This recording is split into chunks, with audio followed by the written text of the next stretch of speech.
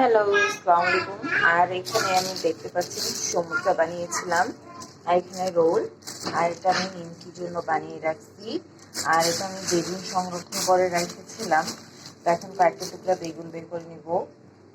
আর এরই মাঝখানে আমি আলু ভর্তাও ঠিক এই যে আলু চপের জন্য আলুটা আমি ফ্রিজে রেখেছিলাম, তো ওটা বের করে নিয়েছি। যতটুকু অল্প একটু বানিয়ে রেখেছিলাম, আমি ফ্রোজেন করে আলুটা রাখিনি, একটু কেটে এটা রাখবে, একটু সময় পাইনি। আর এটা হচ্ছে বেসন আমি কোনো ফুড কালার বা কোনো আজে বাজে জিনিস দেওয়া হয়নি। আমি যা শুধু ন্যাচারাল রাখার চেষ্টা করি, কারণ আপনারা যদি ভেবে থাকেন যে আমি টেস্টি সল্ট বা কালার ফুড এইসব দিয়ে থাকি, কিন্তু না, আমি এইসব কিছুই দেয় না। কারণ স্বাস্থ্যের প্রতি কেয়ার করে আমি সব সিম্পলে বানাবার ট্রাই করে থাকি, আর যেন মজা হয় সেভাবেই ট্রাই করে থাকি।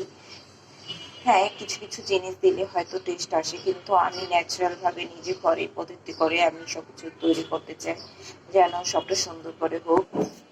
যে আমি ফ্রিজ থেকে বেগুনটা বের করে রেখেছি, দেখতে পাচ্ছেন, কিন্তু একটু কালো হয়নি, একদম ফ্রেশ আছে, মনে হচ্ছে ফ্রেশ।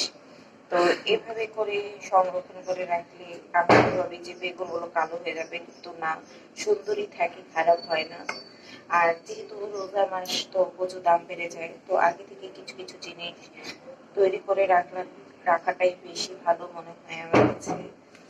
তো আমি তৈরি করে রেখে দিয়েছি।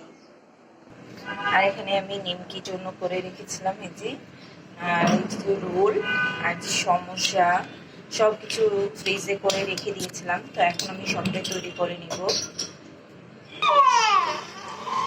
এই যে নিমকিগুলো দিয়ে দিলাম।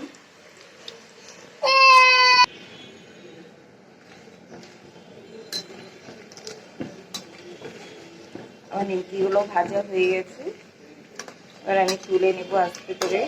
আর একটু সামান্য একটু লাল হবে, যেটা বললাম ন্যাচারাল রাখার চেষ্টা করি। ফুলে ফুলে উঠতেছে, আস্তে আস্তে করে সব ফুলে ফুলে উঠবে, আর হালকা লাল করে নামিয়ে নেব। আর আমার ভাজা প্রায় শেষ। এই যে নিমকিটা তৈরি করে ফেলছি, দেখতে পাচ্ছেন ফুলে গেছে, আর খুবই মচমচেও হয়েছে। দেখুন কি বলুন, দেখেছেন কি সুন্দর হয়েছে, মাশাআল্লাহ।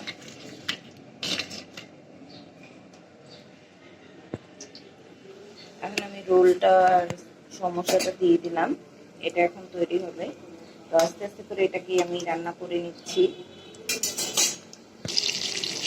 ভাজা হয়ে গেছে আমার রোল, সমোসাটাও দেখতে পাচ্ছেন সুন্দর করে। গরম গরম আমার বেগুনিও হয়ে গেছে সুন্দর করে, দেখতে পাচ্ছেন। আর এটা হচ্ছে এই যে ইফতারি বানানো শেষ, আলু চপ বানানো শেষ, আলু চপও বানিয়ে ফেলছি, বেগুনিও বানিয়ে ফেললাম, রোল, সমোসা, নিমকি সব কিছু তৈরি হয়ে গেছে। তো আল্লাহ হাফেজ, ভালো থাকবেন, সুস্থ থাকবেন, আমাদের জন্য দোয়া করবেন যেন রমজানটা সবার জন্য সুখময় হয় আর ভালো কাটে সবার জন্য।